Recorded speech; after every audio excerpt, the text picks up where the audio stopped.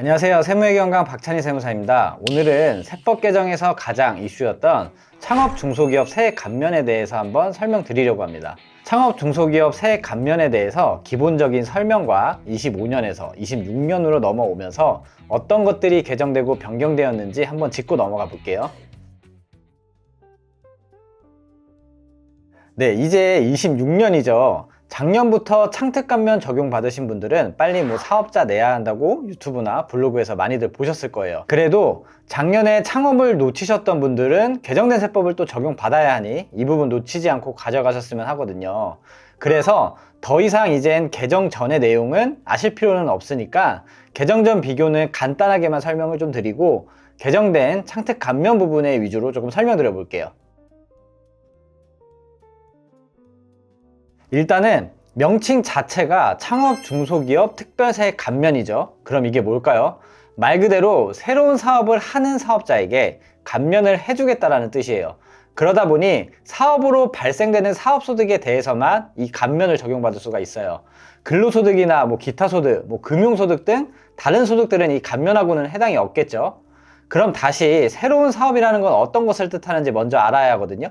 일단 이 창특감면을 적용받으려면 세 가지를 판단해야 돼요. 첫째 업종이고요. 둘째는 지역, 그리고 셋째는 나이입니다.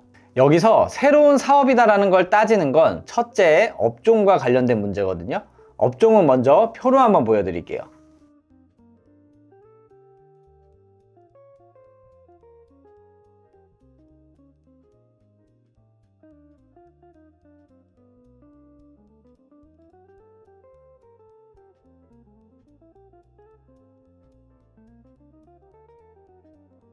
조세특례제한법 제6조 3항에 관련된 내용이고요. 생각보다 가능한 업종들이 많죠.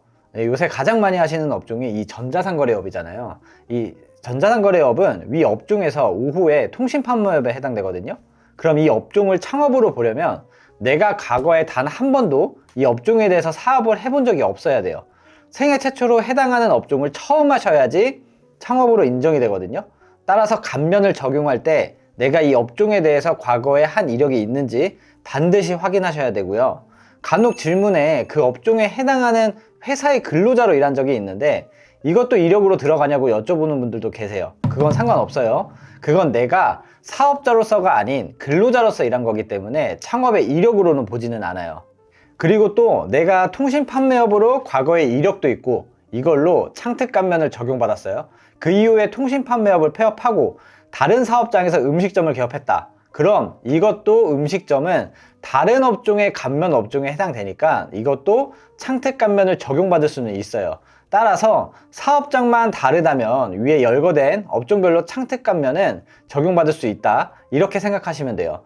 이 업종을 확인할 때 놓치면 안 되는 게 있는데 사업의 종류를 세 분류로 나뉜다는 거예요. 세 분류라는 개념을 먼저 좀 이해하셔야 되는데 제 이전 영상 보신 분들은 기억하실 수도 있으실 거예요. 중소기업 특별세액 감면 적용할 때 해당 업종을 찾는 방법, 이건 중요하니까 다시 한번 설명드려 볼게요. 인터넷에 한국산업분류표 검색하시고 이 한국산업분류표 통계 분류 포털로 들어가세요. 그럼 다음 화면에서 왼쪽 중앙에 분류 내용 보기 해설서 보이시죠? 이걸 눌러보시면 이렇게 분류 내용 보기 해설서가 뜨는데 여기서 음식점업을 한번 예로 들어 볼게요. 숙박 및 음식점업 눌러보시면 숙박업, 음식점 및 주점업이 하위 카테고리로 뜨거든요. 다시 음식점 및 주점업을 또 눌러보시면 음식점업하고 주점 및 비알콜 음료점업 이렇게 뜨잖아요. 여기가 세 분류라고 보시면 돼요. 따라서 음식점업을 누르시면 그 하위 카테고리에 있는 모든 음식 업종들이 있잖아요. 한식, 외국 음식, 제과점 이런 것들은 감면이 적용이 되는 거고 주점 및 비알콜 음료점업 하위 카테고리에 있는 주점업이나 카페 이런 곳들은 감면이 적용이 안 된다고 보시면 돼요. 해당하는 업종은 이렇게 검토해 보시면 되고요.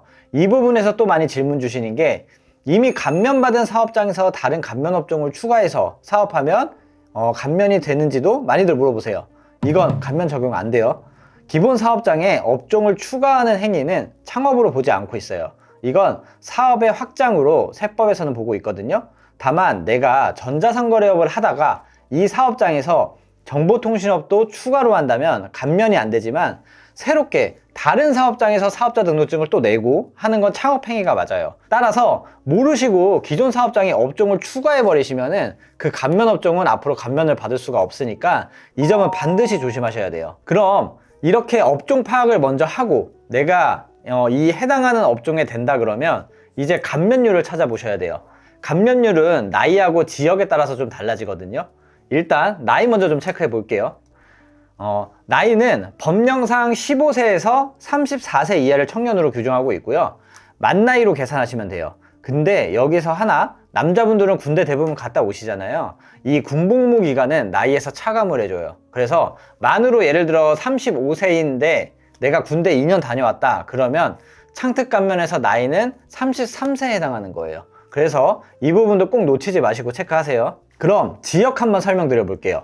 지역을 설명드리기 전에 먼저 용어부터 정리해 볼게요. 수도권은 서울, 경기도, 인천을 수도권이라고 표현을 해요. 그럼 세법에서 자주 나오는 수도권 과밀억제권역은 어떻게 판단하냐? 이건 수도권 정비계획법 시행령 별표 1의 자료를 참고하시면 나와요. 일단 우리한테는 과밀억제권역이 중요하니까 여기 보이시는 맨 왼쪽에 있는 이 과밀억제권역만 보시면 돼요.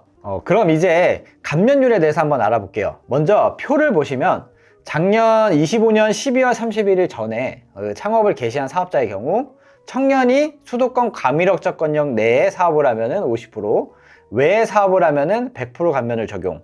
청년이 아니지만 수도권 과밀억제권역 밖에서 사업을 하면은 50% 감면을 적용했었는데요.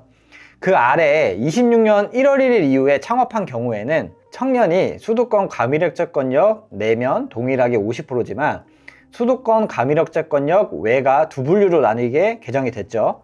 수도권 내지만 수도권 과밀억제권역이 아니면서 인구 감소 지역이 아니면 75%, 수도권 바뀌거나 인구 감소 지역에 해당되면 100%로 개정이 됐어요. 청년이 아닌 경우 25%에서 50%로 변경이 됐고요. 그럼 이전에 수도권이 뭔지, 수도권 과밀억제권역이 뭔지는 조금 전에 설명드린 방식으로 한번 확인하시면 되고 26년 이후에 개업한 사업자분들은 인구 감소 지역을 어떻게 확인하는지도 한번 설명드릴게요. 일단 행정안전부 홈페이지에 먼저 접속을 하세요. 그리고 위에 메뉴에 업무 안내라는 게 있고요. 자치혁신실 쪽에 지방소멸 대응 그리고 인구 감소 지역 지정 누르시면 인구 감소 지역 지정된 곳이 이렇게 나옵니다. 네, 그럼 이제 감면율에 대해서도 전부 설명드렸는데 딱 보면 어떤 경우 감면을 많이 해주겠다라는 게 보이시죠? 수도권 밖으로 가라는 거예요. 25년까지만 해도 수도권 중에 과밀억제권역만 피해서 창업을 하면 청년들이 100% 감면을 받을 수 있었거든요. 그래서 인천 송도나 남양주, 별내 등 수도권이지만 수도권 과밀억제권역 바뀐 곳에서 창업들을 많이 했어요. 제가 구리에 사무실이 있다 보니 별내에 사업하시려는 분들이 이 창특 감면 상담으로 많이 왔었거든요. 근데 이제 26년에는 이 100% 창특 감면에서 수도권은 배제시켜 버리겠다는 겁니다. 그래서 동일한 조건이지만 26년도에 창업한 사업자는 이제 100%가 아닌 75%만 해줄 거라는 거예요. 25% 감면율이 낮아진 것도 크지만 더 큰 건 최저한세 배제 감면에서 제외되지 않았다라는 거예요.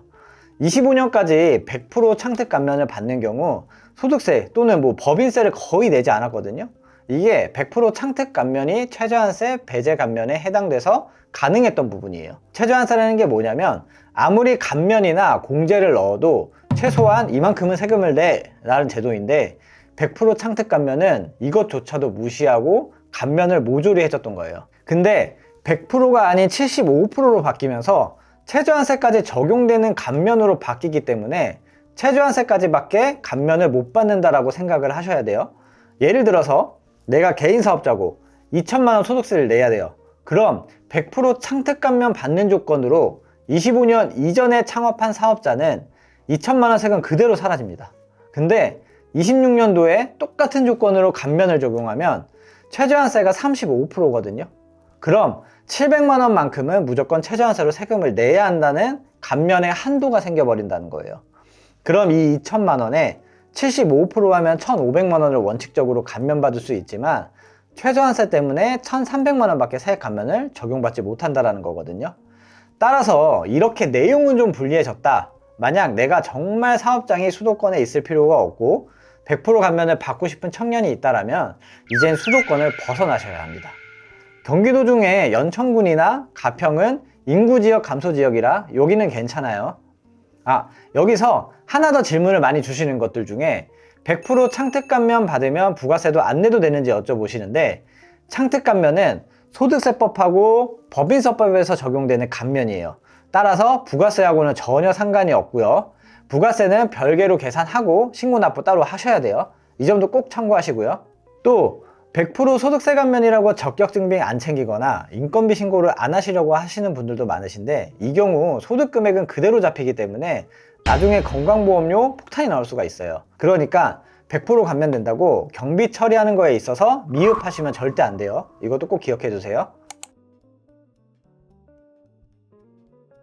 비록 26년부터 개정이 돼서 이전만큼의 파워풀한 감면은 적용받지는 못하지만 아직도 이만한 세액 감면이 없기도 하고, 감면 기간은 또 변경 없이 5년간 해준다는 게 꼭 있어서 아직도 충분히 메리트 있는 세액 감면이라고도 생각을 해요.